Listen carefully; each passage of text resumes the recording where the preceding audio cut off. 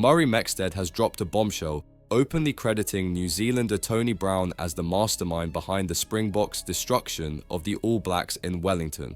The Boks didn't just beat their rivals, they humiliated them 43-10, scoring 36 unanswered points in the second half, delivering New Zealand's heaviest ever Test defeat.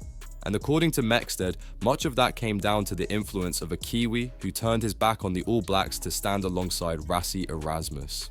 Absolutely, he's a very astute man, technically good, but he's also got vision, Mexted told the platform NZ.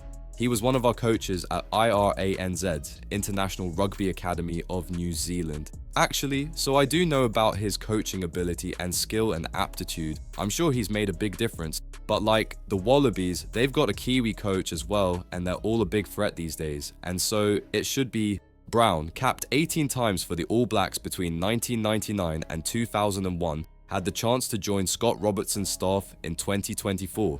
Instead, out of loyalty to Jamie Joseph, who was snubbed for the head coaching role, he walked away from New Zealand and chose the Springboks. Now, the same man Robertson could have had at his side is tearing the All Blacks apart from the opposite camp. Since teaming up with Erasmus, Brown has radically transformed the Boks attack, unleashing an expansive game plan that New Zealand simply couldn't cope with, and Mexted insists no one should be surprised. I mean, that's the way it's been for a number of years now, hasn't it? These guys build their game as coaches in probably the most competitive rugby environment in the world, he said.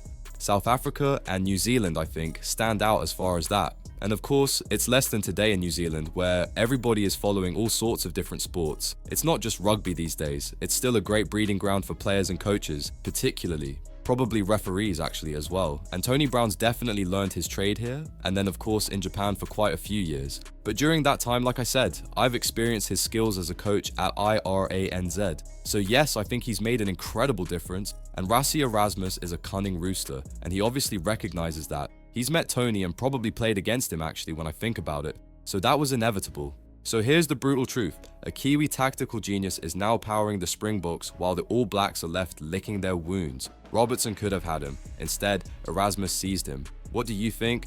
Did New Zealand make the mistake of the decade by letting Tony Brown slip away? Should Robertson have swallowed his pride and kept him in the All Blacks setup? Subscribe now and join the debate.